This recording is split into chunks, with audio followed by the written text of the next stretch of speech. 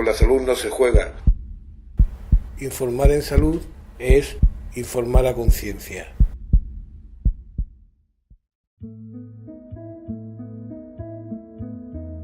En el campo médico-sanitario, el periodista tiene que transmitir contenidos muy complejos y tiene que adaptarlos al nivel de la audiencia. Su rutina tiene 3 pilares fundamentales: la documentación exhaustiva, la entrevista con fuentes expertas y el contraste permanente de la información.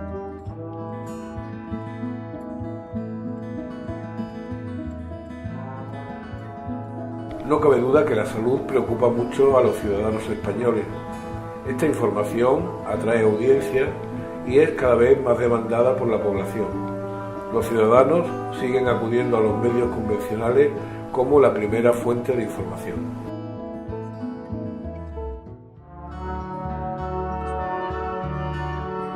Hay 2 tipos básicos de información que se interrelacionan entre sí.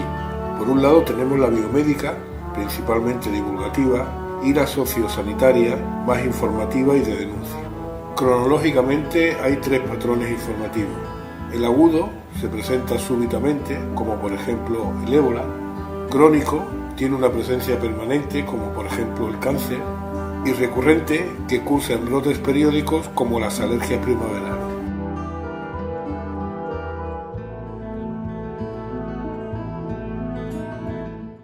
Es un compendio de las dos, pero trato de acercar de forma divulgativa y comprensible las informaciones científicas y también el aspecto sociosanitario de los pacientes. Digamos que una sin la otra se quedaría coja la información, ¿no? La poca formación específica, el déficit de periodistas especializados, sobre todo en medios locales o regionales, y la precariedad laboral conforman la radiografía actual de la profesión. Pero yo quiero ser positivo. La parte positiva es que se abre un campo importante a oportunidades laborales y a oportunidades profesionales, precisamente porque hay poca gente.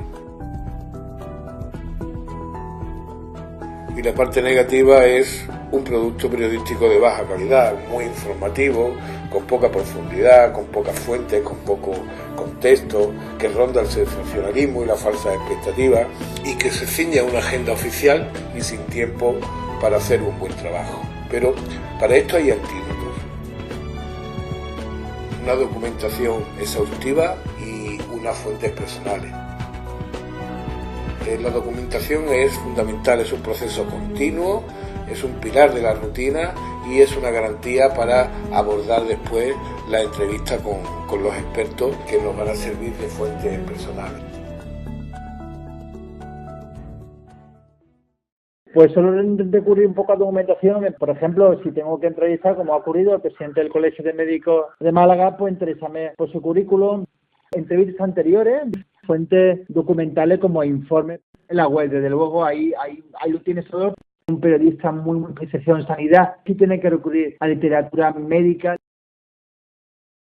Para no dar una sensación de pobreza de conocimiento cuando vas a hablar con un médico, miro la base de datos del periódico, consulto en internet, propia hemeroteca del periódico o por una enciclopedia científica.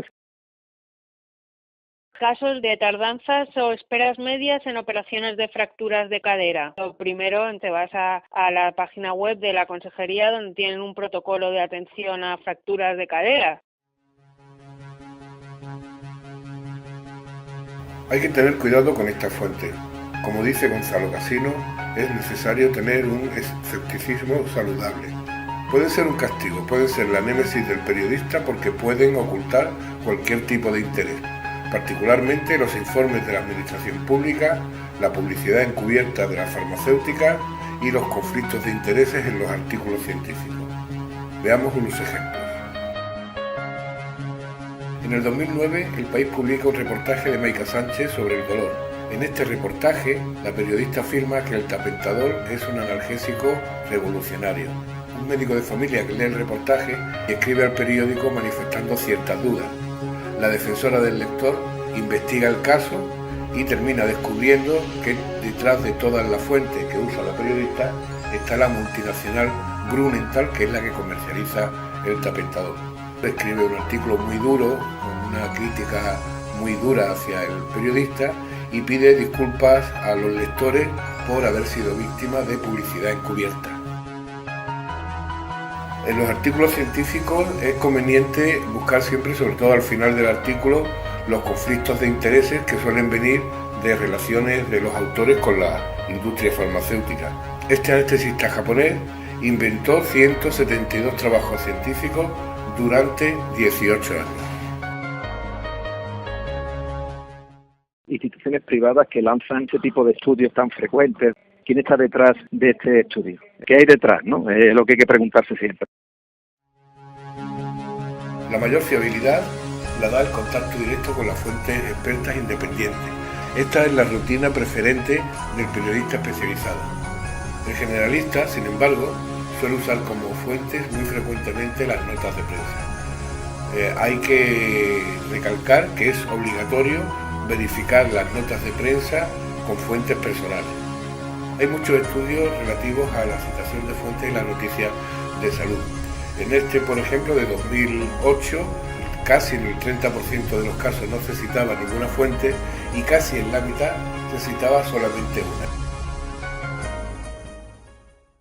También intento hablar con médicos de a pie, con médicos de urgencia, con médicos de familia, con profesores de la Facultad de Medicina también. Intento que sean la mayor variedad de fuentes posibles. Creo en ese tipo de periodismo, ¿no?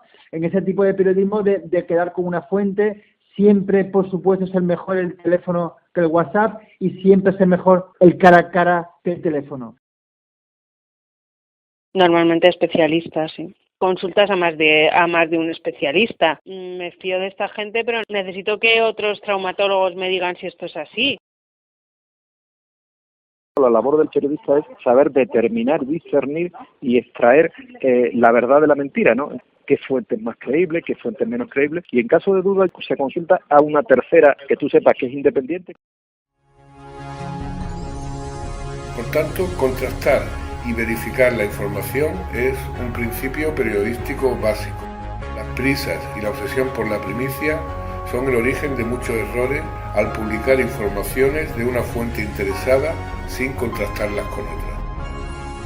Frente a ello surge el movimiento Slow Journalism, el periodismo lento, que propone repensar los tiempos informativos para garantizar un periodismo riguroso y en profundidad, un periodismo a conciencia.